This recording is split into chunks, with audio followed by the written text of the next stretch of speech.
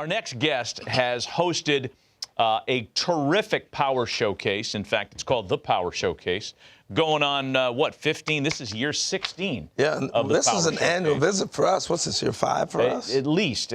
We're pleased to have Brian Domenico on with us once again, talking about the Power Showcase. Brian, good morning. Harold, Matt, as always, it's really nice to see you, and I appreciate you having me on. Well, we appreciate you coming on with us to kind of introduce our viewership to some of the kids that you've discovered and showcased in your Power Showcase. I mean, boy, the list is unbelievable. We watch the video of this thing all the time. Among the players that you had, and I guess you could talk on all of them, who's made your eyes pop the most at the Power Showcase? Well, as far as this year, I mean, it is tough because this was a year where there wasn't like that big human interest story of like the 525-foot home run or something along those lines. But there is a player by the name of Hogan Nelson who has attended 5 Power Showcase events, and he's actually a 3-time Power Showcase champion and won it as a 13-year-old and a 14-year-old. And then last year had to make a really big decision. He's one of the top quarterbacks in the state of Texas, and decided last year, after having a really good showing at area code, to kind of shift gears and focus strictly on baseball. And he came back as an underclassman and won in dramatic fashion. And he is one of those individuals that has the it factor. When the pressure mounts the most and his back's against the wall, somehow, some way, he comes and he ends up pulling through and winning. And that's one of those unique DNA things that I think scouts and college coaches look for. Hey, Brian, I think we're in a unique time, too, where guys have perfected the home run. And do you see that early on, the art form of guys really knowing to master their swing for homers at an earlier age than before? Yeah, I mean, I'm glad you brought that up. The old adage back in the day would be that home run derbies would ruin a player's swing. And I'd be like, that's not really true, because there's so many different swings that are applied in an at-bat, whether it's an 0-2 count, or you have to hit and run, or move a guy over, or have to purposely hit a fly ball to the outfield for a guy who got a tag from whatever base. So I think that when you also put in the very beginning, when they're 12 years old and at Cooperstown, Cooperstown has those 200-foot fences, so the kids are enjoying that.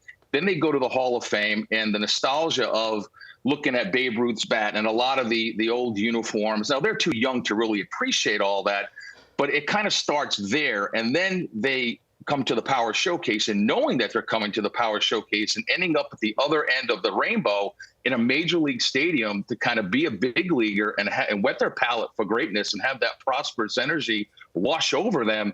Now it trickles back to, okay, how are we going to prepare for this? And with how all the great metrics today with blast motion and hit tracks and how and Rapsodo and how their videos can be broken down, and how all of the hitting coaches are vast in so many different philosophies that they break down the kids' swings, and they really start to learn how to do that. Now, you can attest to this, Harold, that when you hit a ball and you square one up, it's smooth. It's one of the most beautiful moments in all of baseball, and obviously you have to elevate to celebrate. Elevate to celebrate. I love it. That's a good Gary line. Templeton couldn't have said it better himself. That's a good line. Hey, so how do I get invited if I'm a kid, and how's that process work to get there? If Matt wants to be a 13-year-old again, how's he get into this deal? Yeah, and that's a great question. And there's a lot of different ways that you can get in. Some parents will reach out to me. Obviously, I need to take a look at some video. Then I want to take a look and see what travelable organization they play for, the level of competition. And listen, I don't always bring in the absolute very, very, very best guys. There are some big lumbering young players that they just need to set some goals. And it's only a matter of time before the kinetics and everything starts to come together, and they find themselves and they take off. So again, parents can reach out through the website. And again, there's a lot of different ways, Harold. Hey, so give us some names of some players, either prospects in minor league ball or big leaguers who've come through the Power Showcase.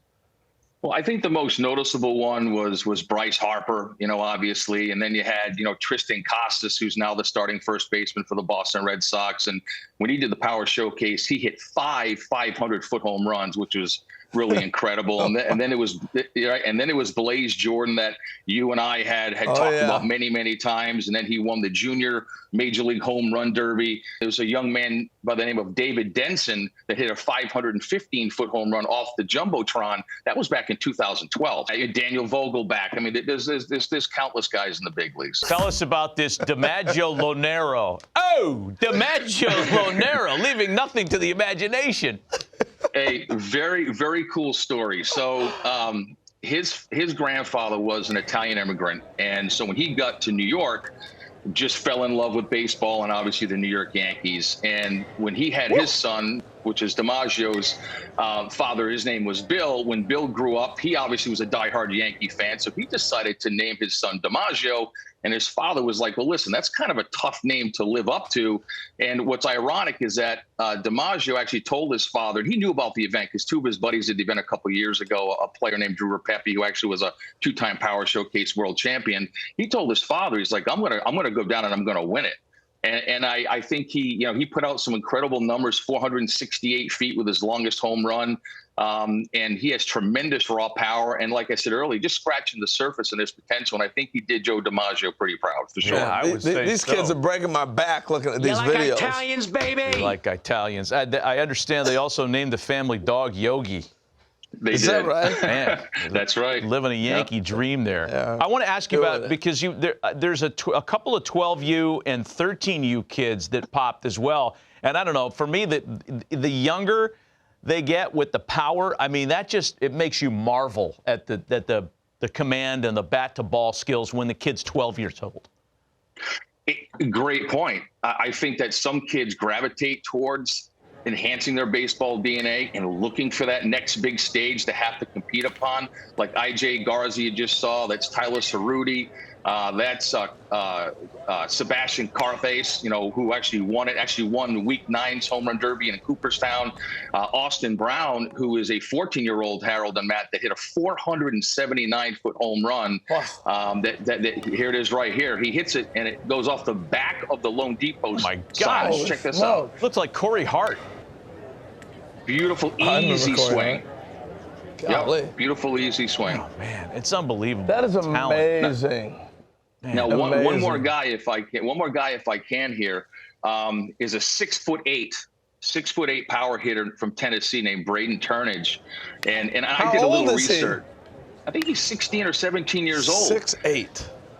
And I did a little digging, and I wanted to find out, okay, who in today's game, position player wise, are the top guys as far as height. You had O'Neal Cruz, the shortstop with the Pirates, and then you have Aaron Judge, who plays outfield. But I wanted to dig a little deeper and find out who was the tallest major leaguer to ever play first base. And it was Tony Clark. I guess he's the executive director of the Major League Baseball Players Association, had 251 home runs and a 15-year career. But, 6'8", and he's an incredible basketball player, and he's also an ascending pitcher on the mound. Wow. That's scary. He looked like Richie Sexton. That's a good. I thought he looked like George Mirasan. Yeah, that's good, too. NBA player. Hey, Brian, we appreciate the visit as always. Congrats on another successful run on the Power Showcase. I know that kids love participating in your event. You had it a few weeks ago, and for folks that are interested, it's on the website. We have the information on the screen. Brian, we appreciate the visit. Happy holidays to you and your family. Always. Thanks, guys.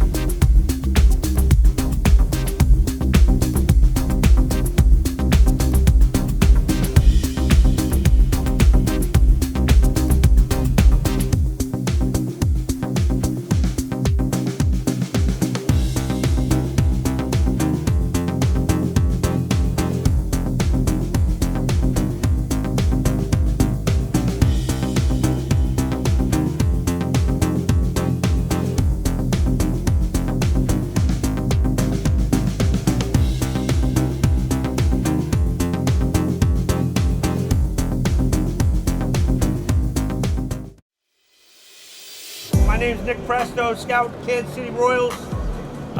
It's a great opportunity. Appreciate you guys being here, hitting on a big league field. We're going to run you through a scout day.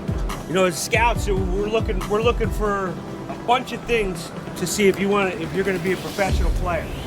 I mean, obviously, we're looking for hitting. We're looking for power.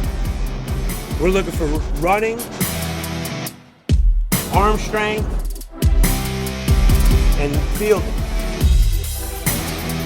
Those are the 5 tools that we're looking for.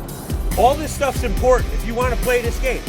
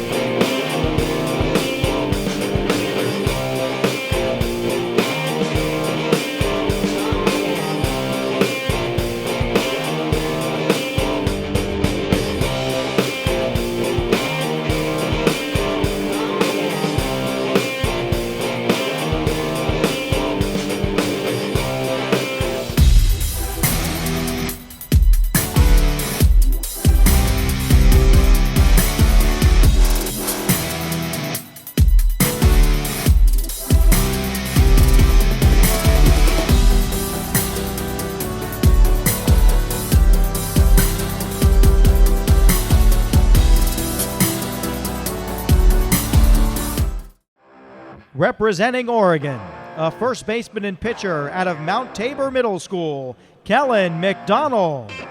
Kellen is a dual participant who will pitch innings 7 through 9 in the Rookies Classic All-American game.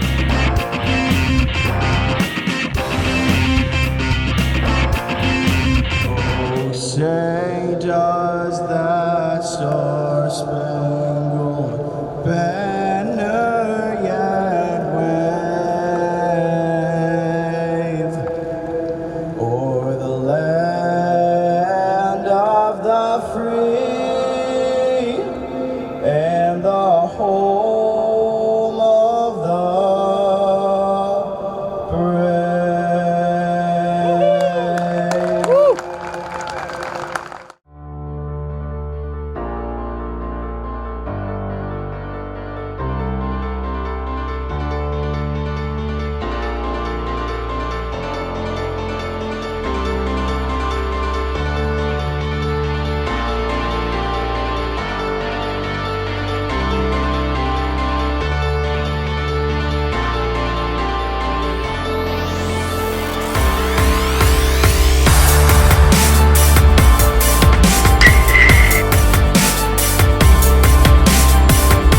That's a drive. Does that have enough? On the scoreboard, home run. 237 on the first one.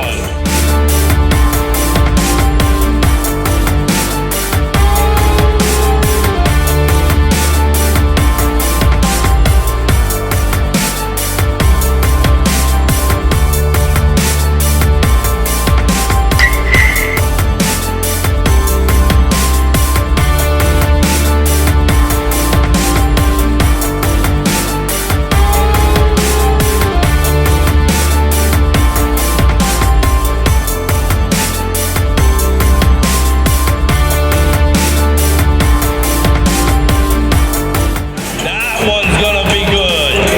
That one's deep and gone. 247 on the home run.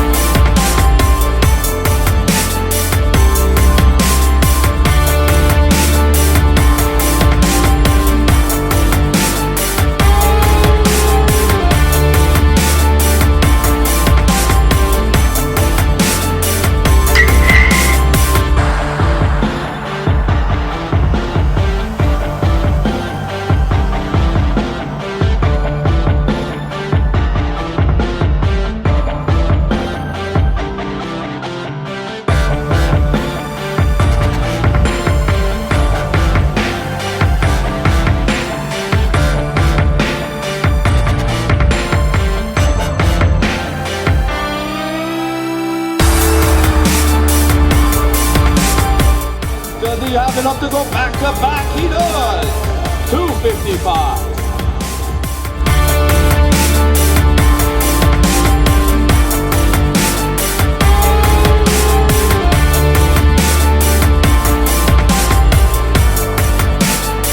Make some noise before he goes. 4 home runs for Kellen McDonnell. 2 consecutive. His long is 255.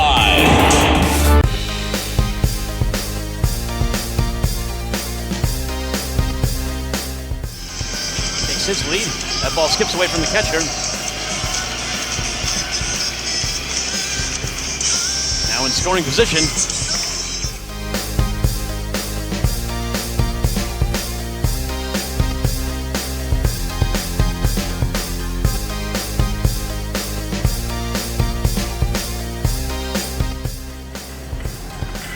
Checks, fires, and locks him up. Strike 3. Good job of pitching by McDonnell to get the first down.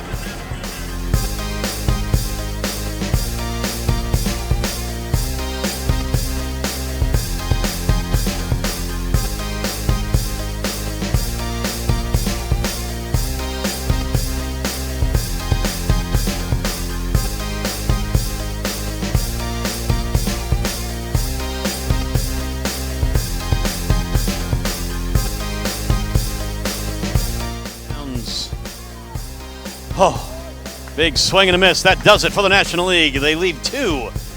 Big strikeout. Good pitch by McDonnell to limit the damage. No run scored. It's still 7-3. That does it for 8 full innings.